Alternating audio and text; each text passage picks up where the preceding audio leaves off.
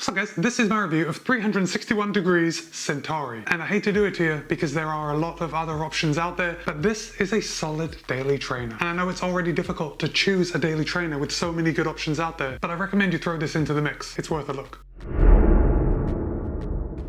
Let's start off with price, because I think price is a big deal. A lot of people look at price before they buy a shoe. And the newly released 361 Degree Centauri will set you back $130. That is a good price. It's a good price for a shoe that does its job, it does its job well, and will last you a long time. Now 361 Degrees claims that their US men's size 9 weighs 9.8 ounces or 278 grams. However, in my size, a US men's size 13, it tips the scale at 12.3 ounces or 349 grams. So certainly not light, but I want you to keep in mind it's a daily trainer and it's right in line with the weight of other daily trainers in its class. Just like other daily trainers in its class, we have a fairly high drop. We have 9mm. And although the stack heights are very difficult to find, I did find that they were measured at 36 in the heel and 27mm in the forefoot. So that's a pretty good amount of stack. It's enough stack height to give you the protection and the cushioning that you want in a daily trainer. The Centauri is a neutral shoe and it does fit true to size. So let's start at the top. Let's work our way down. Let's talk about some of the materials and then we'll talk about the ride, see what you think. When we look at the heel collar, we can see it is pretty much like every heel collar of a daily trainer.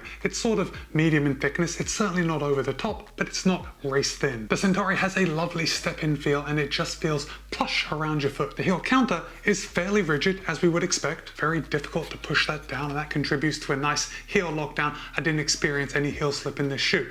However, when I push forward from the heel, see if I push on this side so you can see, I can feel that piece of internal heel counter plastic comes right around to about here, which again is quite extensive, and it's going to give you a nice heel lockdown. It's going to feel like the shoe is really molding around the back of your foot. The upper is an engineered knit material, and we've got these 3D overlays of the 361 Degrees logo on each side. Now where this upper does look extremely ventilated, clearly we've got a lot of holes laser cut right across the toe box. I have only been testing this shoe during the winter months here in Florida. So while I have taken it out and it's been in the low 70s, I haven't been able to test this shoe yet in super warm temperatures. And by just feeling the upper, it's really quite stout, and I think this shoe is really going to keep my feet warm once the weather heats up. However, that really isn't saying too much because most shoes do keep my feet warm, even the really light ones. Now what you can't see at first glance by looking at this shoe is the structure that 361 Degrees has built into the Centauri. The upper is clearly quite rigid, it's standing up straight, and on each side, on the lateral and the medial side, we have internal underlays that when I look in there are actually quite extensive. They cover the entire side of the shoe,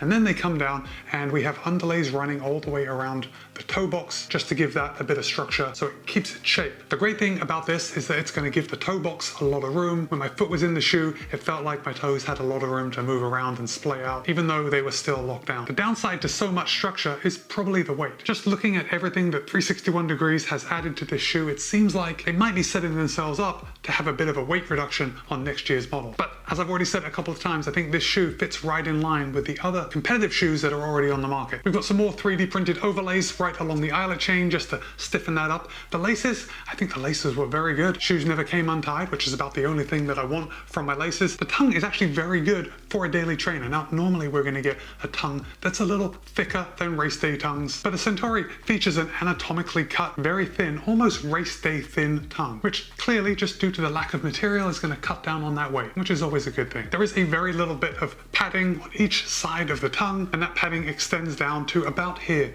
on the tongue. Now, even though it does feel like it's very minimal padding on the tongue, I didn't experience any lace bite on the top of my foot, which leads me to believe it is the right amount of padding. Now, the tongue is not gusseted, but we do have a lace loop quite high up right here in the middle, and I didn't have any issues with the tongue sliding or moving out of place once I had tied the shoes. The Centauri also has some reflective elements right here on the heel counter, so if you're running, cars are coming up behind you, hopefully they'll see your heels kicking up. Didn't get a chance to test that. Or if I did get a chance to test it, I didn't get feedback from the drivers behind me. Let's come down to the outsole, because as usual, I think the outsole is what makes a shoe good. And it's definitely true in the case of the Centauri. 361 Degrees features their Engage midsole. And the Engage midsole is a supercritical TPE foam, and it's extremely comfortable. It's fairly responsive for a daily trainer. And I don't want to use the word bouncy because it's not bouncy, and yet it's more bouncy than some other daily trainers that I've used. It actually gives me a great feeling that the shoe is protecting my my body from the impacts that are going into my run. Does that make sense? I guess what I'm getting at is that all daily trainers are not created equal. And although when I put my foot into this shoe, it feels comfortable just like a lot of other competitors, I think the Engage midsole sets this shoe apart from some of the competitors. Now, I don't want to say this shoe is peppy. It's certainly not. It is a daily trainer and probably not going to be your race day choice, unless it was your only pair of shoes. But for a daily trainer, you know, the type of shoe that you're going to put a lot of miles in, recovery easy, long runs, there's going to come a time when you're out on one of those runs that you want to pick up the pace a little. Perhaps you're feeling good and you want to log a couple kilometers at tempo pace. Perhaps you want to do strides at the end of your run. I did all of those things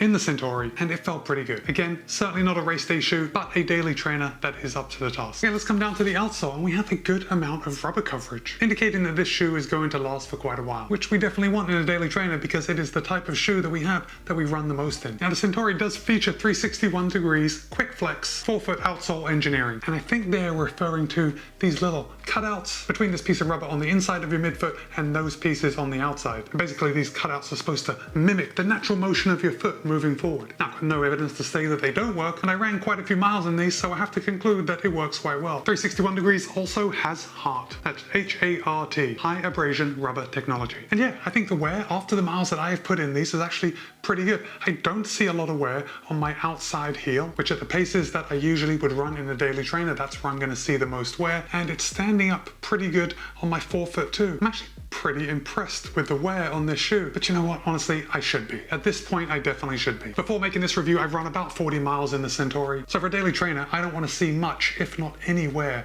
after just 40 miles. But these shoes will go the distance. I'd estimate anywhere 400-500 miles, pretty standard, or at least standard of what I would like to see. So as far as the ride goes, we've already talked about how I was able to pick up the pace, but the Centauri definitely works best when it stays in its lane of recovery, easy, long runs. And I have definitely looked forward to putting this on my feet because it treats my feet and my whole body really well. And when I'm going out for my daily runs where I'm just logging volume, that is the feeling that I go for. Now, I said in the beginning of this video that I'm throwing another daily trainer into the mix, and this definitely goes right alongside the most popular daily trainers that you and I know all about, the Pegasus, the Wave Rider, the Ghost. So if you have run in any of those shoes, the 361 degree Centauri is going to be right in line with the type of performance that you get out of those shoes. But I gotta say, I like the foam better on the Centauri than any of those other shoes. Remember, this is only $130, so we are right in line. We're right in the sweet spot of good pricing. At least that's my opinion. We know how it goes. Shoes are getting pretty expensive, and when we can stay in the $120 to $130 price range, it's always a good thing. Guys, my name is Matt. This has been my review of the 361 degree Centauri. And if you have made it to this point in the video, first of all, thank you very much. Second of all, why don't you drop the olive emoji in the comments so I know that you have made it all the way to the end. And if you like olives in your martini,